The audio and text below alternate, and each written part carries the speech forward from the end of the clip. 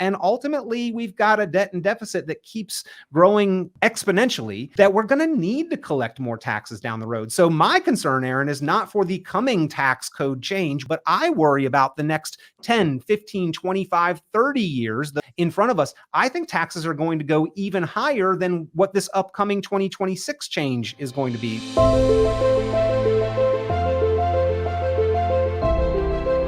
Welcome back, everyone. Peter, very good to see you. Today we get to talk through 3 considerations before making a Roth IRA conversion. Roth accounts are such an amazing tool when it comes to creating wealth. Roth IRAs are not subject to probate, and they can be passed on to your heirs tax-free. So if you are considering a conversion, here are a few things you need to think about first. First, what will your future tax rate be? And we talk about it now, Peter, taking a quick look at the rates that we are in right now. Yeah. You have to future forecast here. And what are your tax rates now versus what they may be in the future? And at a certain point in time, you have to also forecast out what the government is going to require your income to be in the future because of RMDs. We are, after all, talking about Roth conversions, and a lot of people do this during their working career. Well, if you do that, then you got to look at your income now versus what your expected retirement income is going to be, right? Because retirement is not about replacing 100% of your working career income. Retirement is about withdrawing only what is necessary to cover your comfort and lifestyle in retirement. And a lot of people have a big delta and disparity between the income that they're earning today might be significantly higher than what their actual expenses are, even with inflation projections between now and retirement. So are you going to significantly drop your income once you retire? I've got clients who are earning a pretty substantial amount, a healthy income today. And in reality, they don't need all of that income. They're saving and investing a substantial portion of it. So that tells me that their actual living expenses are quite lower. You've got to forecast that out. You've got to do the math and say, well, does it make sense then if I'm going to be drawing out income later at a much lower rate than I'm earning it now? Am I in a significantly higher tax bracket today than I can forecast being in retirement? But the reality is most people aren't. So most people are in about the same tax bracket because they're pretty wide. Most people are in the same tax bracket today that we can likely forecast them being in retirement. But do those tax brackets remain the same between now and retirement? And a lot of people don't think they're going to stay the same. A lot of people think that taxes are going to go higher. And I'm sure we'll talk about the tax law and bracket changes that are already on the books that tell us taxes are going to be going higher. And then in addition to that, a lot of folks make these considerations for Roth conversions after they have retired, right? Because now their income is lower. And so they may be in those low tax brackets. Does that make it a good time to do these Roth conversions?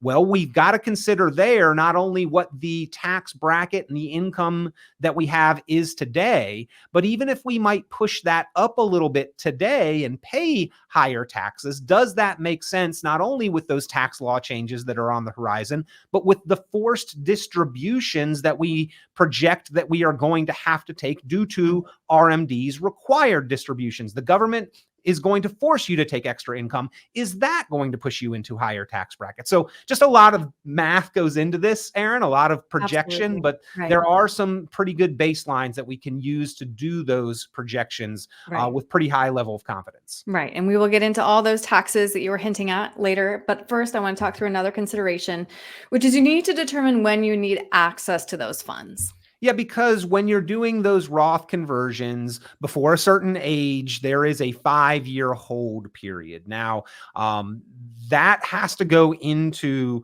the consideration here. If you are younger than 59 and a half, you probably are going to be deferring for 5 or more years regardless. And if you're older than 59 and a half, then the true value of doing the Roth conversion is not in the conversion itself. That's actually an expense. So the true value of doing the Roth conversion is in the growth that happens thereafter. So it still should be, if you're considering this, it should still be mentally a long-term time horizon before you intend to use those dollars, because the growth after you do the conversion is tax-free, and you want as long for those tax-free dollars to grow for as much as possible. So really, I mean, even though that 5-year look back period does end, I still think that when you're conducting a Roth conversion, 5 years should be the minimum that you plan to hold those dollars. And really, that should be the last bucket of money that you intend to use and utilize, theoretically, with just a couple exceptions. If you retire early, or you're looking for something to fill in the donut hole so that you can cover healthcare costs between maybe when you retire and Medicare age. There are a couple exceptions, as there are with everything in the financial world. But for the most part, Erin, 5-year hold period or not, when you convert dollars to Roth, mentally, you should be prepared to hold those dollars for the long term, because that's what gives them value. That's what is the cost benefit, the benefit side of the cost of the taxes of doing the Roth conversion. Mm-hmm. And then one really important consideration, somebody's going to need to pay the tax, right? It's either going to be you or it's going to be your beneficiary, which means you need to consider your beneficiary's future tax rate. Well, yes, except that for those tax deferred accounts, oftentimes, if you have not paid tax during your lifetime, the IRS ends up being the largest beneficiary. Right. So your other beneficiaries, yes, they are going to have to pay the taxes that you had deferred and delayed and not paid during your lifetime. And you know what? I get it. I've got some people that say, well, I'm leaving my children or grandchildren or beneficiaries this money that they didn't work to earn. I don't want to pay the taxes on it. If I leave it to them, that can be their problem. They'll just pay the taxes on it. And I get that. But at the same time, all that money that you worked so hard to build that you didn't end up needing during your lifetime, and then eventually are going to leave behind, you probably don't want the IRS as your largest beneficiary. And that's what might end up happening if you are not proactive and strategic in managing that tax liability. So you leave that money behind and you say, well, I'm leaving money. I'm going to leave the tax bill as well. I don't like paying taxes, but you pay taxes. The dollars pay taxes regardless. So why not get that bill on the dollars down as low as possible and make it so that the IRS is not your largest beneficiary? All right, let's get down to brass tacks, because we have to consider this when making this decision. We are living in a historically low tax rate right now due to the Tax Cuts and Jobs Act of 2017. A lot of experts believe it reduced federal income tax rates to the lowest level they may ever be. And these cuts, Peter, as you know, are set to expire at the end of 2025. Again, we are all speculating here, but here is also a look at projected 2026 income rates. Yeah, and the 12% bracket becomes the 15% bracket. So this is not just on the wealthy, right? The 12% is like the second lowest bracket. Only a few dollars fall below the 12% bracket. 12% going to 15% doesn't sound like a huge increase. Oh, that's only 3%. That is a 25% higher bill on those dollars. So that's like $70,000 for a married couple filing jointly, thereabouts, that would have a 25% tax increase on it. And really, for married couples filing jointly, for the first $200,000 or so of income, it's about an 18% higher tax bill. And there is speculation, Erin, on whether or not that is actually going to hold true, whether we're going to see some extension of the 2017 Tax Cuts and Jobs Act. Regardless of who ends up in the White House, there's got to be some agreement and compromise that I don't think we're going to see happen for those tax increases not to occur. So in other words, there is already law on the books that the current tax rates sunset and go back to those former ones.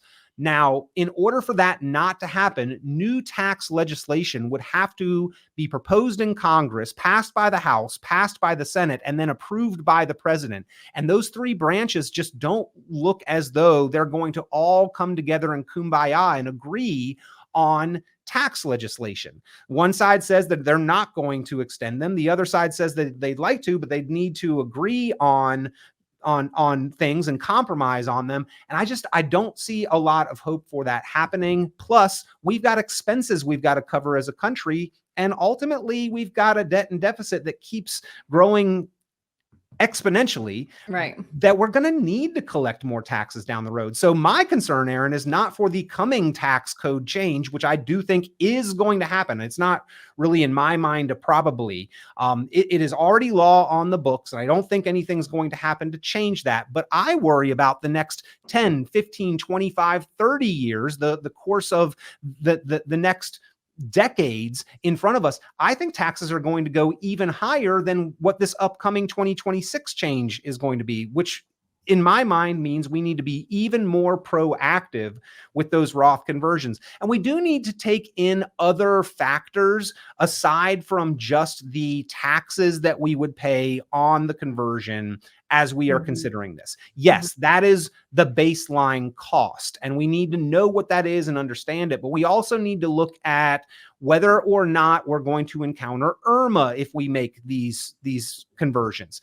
So for a married couple, if we've got income that is below 200,000 or so, we might not want to cross the threshold over where IRMA kicks in. Income related means assessment and adjustment. Your Medicare premiums become higher. And so there's some minutia here. There's some fine detail that you really need to look at in order to make sure that you fully understand the cost and the expense of managing your taxes. But in the long term, I think that it is well worth it. And if you're already encountering IRMA, then it probably makes sense to just maximize the tax brackets that you are in and do as much as possible. But again, you've got to sit down and crunch the numbers on this and understand the full cost, the full implications. And that's something that we do with our clients, and where and when needed, bring in accountants and CPAs, either yours that you're already working with, or we have some that we work with,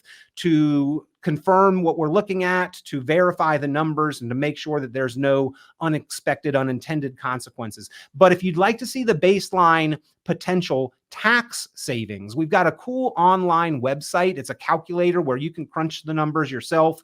You can put in kind of your ballpark tax deferred IRA and 401k balance and your age and your assumed tax rate today, and then look at the numbers side by side that says, hey, if you do nothing and default to the IRS's plan, here's your likely lifetime tax bill and liability, versus if you are proactive and take steps today, here's what you could bring that down to. And the difference is substantial, Erin. I mean, it is worth taking a look at, because if you've got any money that you have yet to pay tax on, IRA or 401k, the government, the IRS, has not forgotten about that. And if you just default to their plan, it's probably not in your best interest. Your best interest is probably being proactive to use the tax code we have available to minimize that bill and control it. And you can see that calculator online at 919retired.com, 919retired.com. And that is retired with a D, like past tense. 919retired.com is the online tax bill calculator. You can put in your own numbers, check out yourself. It'll generate the report right there for you to take a look at. Great. And Peter, how else can we get a hold of you with those questions?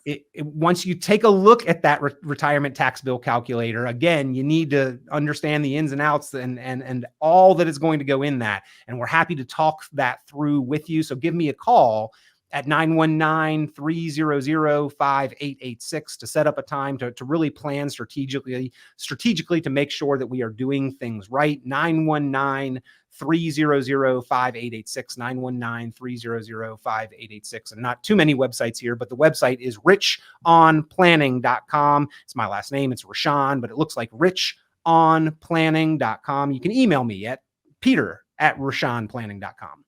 All right. Peter, thanks so much for your time today. One of my favorite, and I think one of the most important topics that we have, Erin.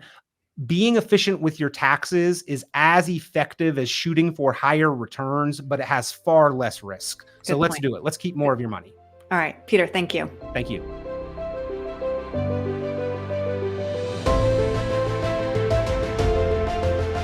Hey folks, Peter Richon here with Richon Planning. So glad that you are enjoying the podcast. Planning Matters Radio. You know, one of the tools that we've put out there that people really seem to appreciate and really are finding of value is at 919retired.com. It is your retirement tax bill calculator. If you've got any kind of retirement account, your tax deferred, 401k, or IRA, this is the website, this is the resource where you can go, you can plug in your own numbers, your information, you can slide the tool calculator up and down for your tax rate or your amount of savings and see what your tax bill is likely to be if you default and defer to the IRS's plan versus what you could potentially bring that tax bill down to. A lot of times it is a very significant savings. So if you have not yet, go to the website 919retired.com, run your numbers on the retirement tax bill calculator. This has been Planning Matters Radio. The content of this radio show is provided for informational purposes only and is not a solicitation or recommendation of any investment strategy. You are encouraged to seek investment, tax, or legal advice from an independent professional advisor. Any investments and/or investment strategies mentioned involve risk, including the possible loss of principal. Advisory services offered through Brookzone Capital Management, a registered investment advisor. Fiduciary duty extends solely to investment advisory advice and does not extend to other activities such as insurance or broker-dealer services. Advisory clients are charged a quarterly fee for assets under management, while insurance products pay a commission, which may result in a conflict of interest regarding compensation.